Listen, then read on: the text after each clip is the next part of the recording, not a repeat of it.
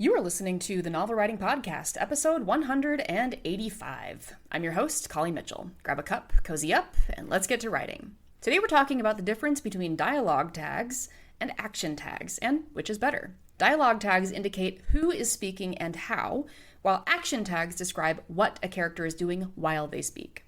If you're an author, you've probably heard the phrase, said is dead. While said is not dead, what does that phrase actually mean? It means using different dialogue tags so that you have more variety over using said at the end of a section of dialogue. Murmured, whispered, replied, cried, growled, muttered, snapped, shouted are all alternatives to using said for a dialogue tag, and they all convey different emotions or volumes.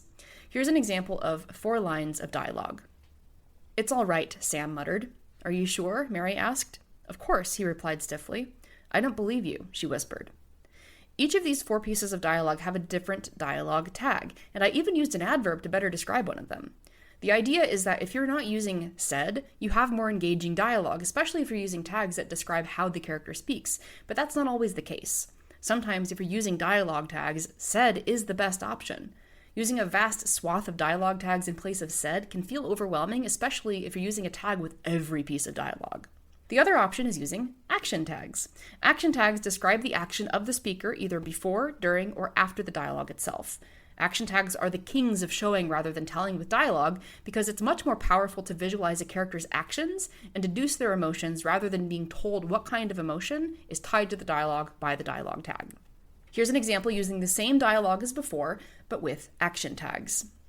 Sam walked away from Mary and crossed his arms. "It's all right." "Are you sure?" Mary, her brows furrowed, took a tentative step toward him. A vein jumped in Sam's neck. "Of course." Mary drew in a ragged breath. "I don't believe you."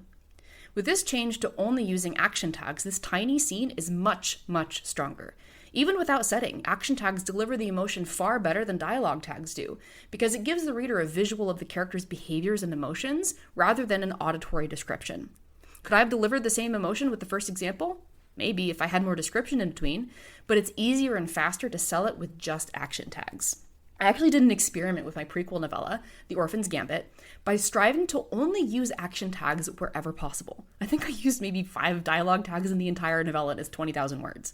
Everything else was an action tag. I did this as a challenge to myself after author E.A. Winters told me she had done the same thing with one of her recent books, and the idea just flabbergasted me. But call me sold. Action tags alone delivered greater emotion, description, and setting than dialogue tags did by themselves. And going forward, I'm going to bias toward action tags wherever I can. It forces me to think more about the visual of the scene, about what's happening, and then describing it in the action tag. You can get way more bang for your buck by using action tags. So do you have to stop using dialogue tags? Of course not. If you find dialogue tags helpful to the story, use them. And there may be scenes where dialogue tags are necessary, such as if your characters are in complete darkness and they can't see each other well enough for action tags to be enough. Sometimes the right dialogue tag can deliver an emotional punch where an action tag can't, though it's usually when isolated to the auditory sense. As for me, action tags are now my favorites. That's it for today's episode. Thanks for joining me, and remember, the first draft is supposed to be garbage. Thanks for listening to the Novel Writing Podcast. If you're ready to stop struggling and start finishing your novel, check out the 60-Day Novel Writing Challenge. It's a step-by-step program designed for solo writers to complete their first draft with clarity and focus. Visit the link in the description to learn more.